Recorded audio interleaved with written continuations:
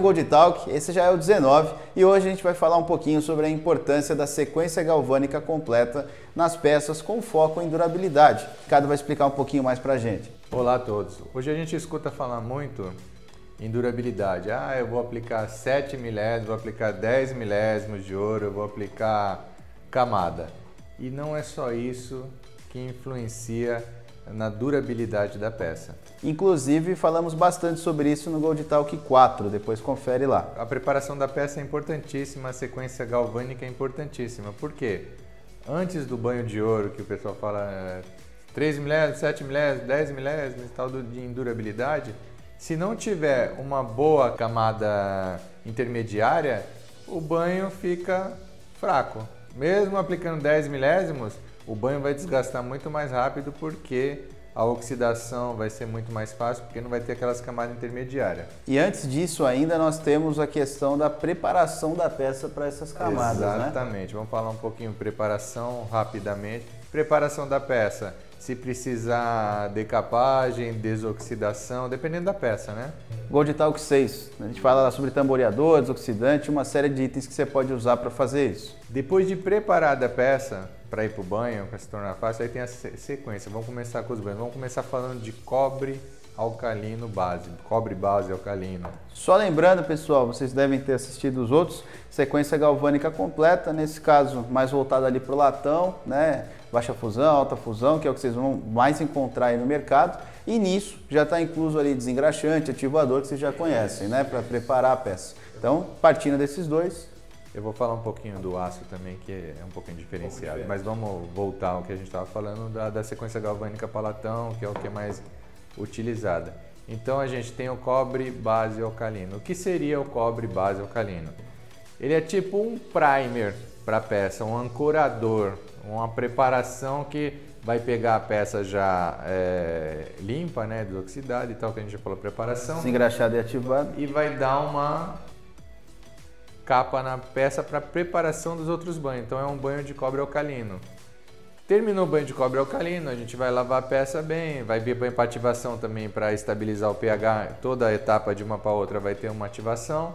E a gente vai para o quê? A gente vai para o cobre ácido brilhante. Rapidinho, Ricardo, antes de ir para o cobre ácido. O cobre alcalino ele vai servir, além de dar essa ancoragem nas peças, muitas vezes para a gente ter certeza se o banho pega naquela peça também. Numa restauração, muitas vezes eu não conheço o material da peça. A gente vai fechar com cobre, depois você testa de leve a resistência de luva, você pode passar a mão na peça, tentar entender ali se ele aderiu. Se ele fixou, as outras etapas vão fixar. Se ele não fixou, opa, é outro material, aí tem que rever o processo. Já tem o nome de base, né? É a base. Se a base não tiver boa, o resto não vai ficar bom. Então a gente falou sobre o cobre base, vamos falar um pouquinho agora sobre o cobre ácido brilhante. O cobre ácido brilhante é responsável pelo nivelamento, né? Nivelamento da peça e espelhamento. É aquela peça que vai sair extremamente brilhante do banho. Para realçar o brilho. Realçar o brilho. Já vindo de todas as etapas que a gente já falou anteriormente. Saindo do cobre ácido, uma boa lavagem na peça, ativação como toda etapa que tem que ter de uma para outra. Aí a gente vai partir para o banho antes do ouro. O que seria? O níquel, que é muito usado, níquel brilhante, tá? Níquel ácido brilhante. A gente tem o níquel free, que não tem nada de níquel, só o nome, o pessoal usa até outros nomes, né? Uma liga metálica para substituir o níquel, hoje em dia tem vários nomes. É uma liga, é uma mistura, tem mistura de cobre, estanho, zinco, que substitui o níquel. Ou então tem o paládio, que é mais caro e substitui também o níquel e o níquel free. Ele é responsável pela dureza. E proteger contra a oxidação dos cobres. Oxidação dos cobres, tal, para não passar a camada de cobre para a camada de ouro. O níquel, o custo-benefício dele, ele é mais duro e ele é mais barato que o paládio. O níquel free, ele é menos resistente do que o níquel comum, tá? Ele foi um substituto que criado por causa da alergia. E o paládio é bem mais caro e tem uma boa dureza também. E aí essa etapa de níquel é muito importante, que é ele que vai segurar a oxidação dos cobres, que é um excelente ancorador pro sequência de ouro que a gente vai falar daqui para frente. Saindo do níquel free, do paládio, que é essa camada depois dos cobres, a gente tem os banhos de ouro. Então a gente vai falar agora que já aplicou o níquel do pré-ouro. O pré-ouro ele pode ser, é um banho de ouro que é alcalino, trabalha quente, né? Ele pode ser 24, pode ser 18, pode ser até um banho de ouro rosé, para dar um ancorador na base da peça. Geralmente o pessoal usa banho de ouro 24 quando tem uma galvanoplastia maior. Então ele dá um banho de ouro de 1 grama, 0,7, 1 grama e pouquinho. E é um banho bem rápido, de 10, 20 segundos, só para dar uma corzinha na peça. Aplicou esse banho, que é quente, que é alcalino, parte para o banho de ouro camada. O banho de ouro camada ele pode ser de 2 tipos. Tem o banho de ouro camada ácido, trabalha em temperatura ambiente, né? Que é um banho que a gente chama de banho de ouro duro, que eu particularmente prefiro. E tem o banho de ouro camada alcalino, que trabalha quente, né? Geralmente é aquele banho que ele sai meio rosado da peça. Ambos dão durabilidade à peça porque vão formar camada de ouro na peça. Mas você prefere o ouro duro, que é o ouro ácido, né? Eu prefiro o ouro ácido pela tonalidade, facilidade para trabalhar, não precisa trabalhar quente também. O banho de ouro alcalino camada também funciona muito bem. Então, esse é o banho de ouro camada. Ele pode trabalhar 2, 4, 6, 10 milésimos ou mais. Terminou esse banho, depois da sequência galvânica todinha, você já tem o banho de ouro camada. Mas, se você quer deixar ele numa tonalidade da sua escolha, que é um banho de ouro cor final, que vai dar a tonalidade na peça. Então, é um banho de ouro que trabalha quente também.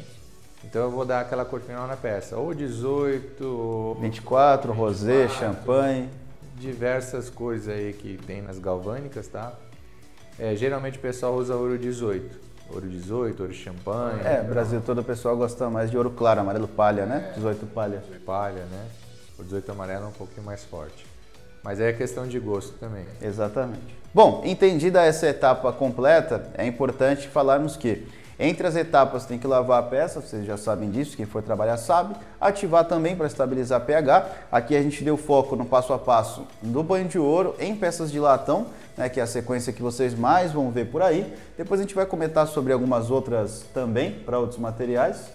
Lavou a peça, ativou, lavou para seguir para outro banho. Perfeito, bem observado pelo Ricardo. Você lava tanto antes como depois do ativador, então nenhuma solução entra em contato com a outra, nem mesmo o ativador, tá? Então lava, ativa, lava, banho, lava, ativa, lava, outro banho e assim vai, tá?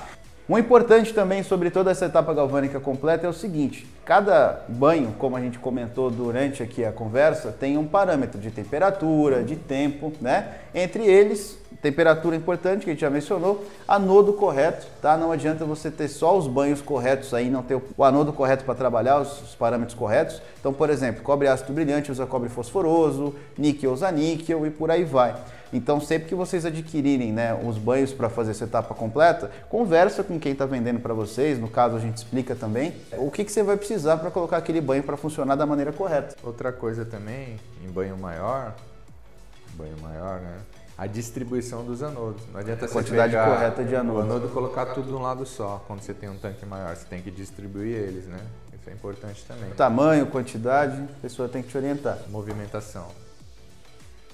Verdade, você tem a questão da movimentação basicamente em todos esses banhos. O cobre ácido brilhante, por exemplo, só a movimentação mecânica, né, seja manual ou seja com vai e vem rotativo, não é o suficiente, ele precisa de um insuflador de ar, tá? Então sempre que você comprar um banho, que seja individual, procure saber qual que é, né, os parâmetros corretos de trabalho dele. Aquele banho que fica borbulhando. O pressurizador de ar é o cobre brilhante. Tem gente que já perguntou, aquele banho lá é quente, tá fervendo? Não, é um borbulhador de ar que fica movimentando o banho para o cristal de cobre não descer para o fundo. Exatamente. E aí vocês podem até ver uma experiência por aí, ou pode ver alguém falar, mas funciona sem. Vai funcionar uma vez, duas. Vai consumir mais. Vai consumir banho, aditivo, metal, vai acabar com o banho rapidinho. Alguns não vão nem funcionar. Os que funcionarem vão parar de funcionar rápido, tá? Então é importante trabalhar no padrão também. E agora que a gente falou bastante da etapa, no final a gente pode fazer o quê para aumentar mais ainda a durabilidade da peça? Aplicar um protetor ou um verniz. Legal. A gente tem Gold Talk mais famoso também, você faz questão de falar, que é o Gold Talk 2, falando sobre isso. Já tem um tempinho, mas está mais atual do que vocês imaginam. Sim. Porque tem os verniz mais usados, a gente vai falar dos dois mais usados, né? Cataforético e o nanotecnologia. Chama verniz nanotecnologia, mas na verdade se trata de um protetivo. Aí que pode ter aqueles nomes que você... Diamond, Audax, 3 reais, italiano, alemão, importado, Protector 300 e o Nano GT que é nosso. E outros nomes que vão ser dados também no mercado. Então são os banhos protetivos, amplamente utilizados nas galvânicas, né? Facilidade de uso, proteção contra oxidação. Né? Não é uma laca, é uma proteção. E tem o verniz cataforético, que faz uma camada de laca sobre a peça. E de um bom tempo para cá, com esse aumento do ouro, o pessoal tem usado muito, né? Quem diminui a camada ou quem mantém tem usado para poder aumentar a durabilidade. Eu acho que hoje é fácil de falar que ninguém que trabalha com semijoia ou banho de ouro trabalha sem verniz, né? Porque... Ou no mínimo protetivo, que a maioria usa, mas é que o verniz cataforético ele tem que trabalhar com retificador próprio, tem a questão da secagem que pode alterar um pouquinho a tonalidade. Forno. Exatamente. Então dá um trabalhinho a mais, mas também aumenta a durabilidade e você pode reduzir os seus custos com ouro também. Então é interessante. Bom, dito tudo isso, eu acredito que vale a pena a gente comentar o seguinte. Essa sequência, a gente falou, vai ser a mais usada, que vocês mais vão ver, né? O ouro ele é até mais popular, mas isso muda dependendo do acabamento, né? E dependendo também do material base. Então, por exemplo, a gente tem uma sequência diferente para aço inox, né? O Ricardo já vai comentar. Nessa mesma sequência, se a finalização da peça em prata muda um pouquinho também, e como é que fica no aço inox, Ricardo? O aço inox, ele não precisa da sequência de cobre, tá? Ele tem um ativador, tem o banho de ouro, que a gente trabalha o banho de ouro próprio para aço inox, que pega direto em aço inox. Então, quer dizer, eu vou ter 3 etapas lá para um banho de ouro para aço inox, que pega direto em aço inox. Tem muita gente que chama de 311, né? O banho de ouro pega direto em aço inox. O que ele vai ter? Desengraxante para limpar a peça, o ativador, né? Sem corrente, e o banho de ouro para aço inox. Ele já vai sair a peça dourada, aí depois você pode aplicar um verniz também. Ou então tem também o banho de níquel para aço inox, que é o níquel GT. Ou strike, né? Muita gente chama de níquel strike. É um banho de níquel que você vai utilizar ele sobre o aço inox. Para fechar o inox? Depois dele fechado, ele vai ficar niquelado, vai ficar um aço inox niquelado. Aí você pode aplicar um banho de ouro comum, um banho de ouro alcalino, da cor que te interessar. Então você tem essas duas opções, ou banho de ouro direto em aço inox, que são 3 etapas, ou utilizar 4 etapas com um banho de níquel GT entre as etapas antes do banho de ouro comum. Tá bom? Falando também... Finalização em prata, normalmente no latão, né, que é o que o pessoal usa mais. A finalização em prata, geralmente não se utiliza o níquel. Ele aplica o cobre brilhante, a peça sai extremamente brilhante. Aí tu dá uma pré-prata e uma prata camada e finaliza. Pode aplicar também o protetivo. Eu não recomendo, porque tem que ter uma certa experiência, aplicar verniz cataforético sobre a prata. Que amarela a temperatura. Porque como ela vai no forno, ela pode amarelar, entendeu? Então tem que ter bastante equipamento e ventilação para esquentar ela e não amarelar.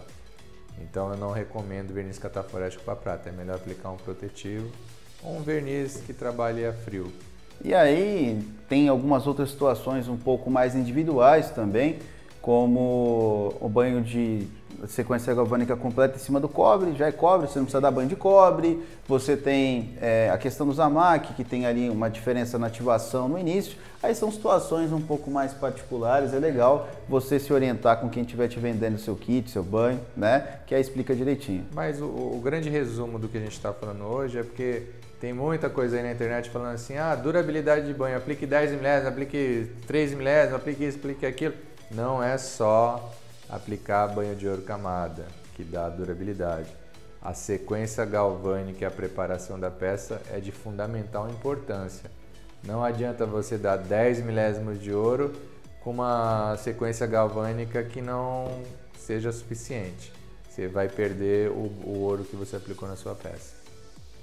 Bom, pessoal, sobre sequência galvânica completa dos banhos é isso. Espero que vocês tenham entendido. Se ficaram com alguma dúvida, deixa aí nos comentários pra gente também. E como sempre, se tiverem sugestões de novos temas, estamos aí. Até a próxima! Valeu!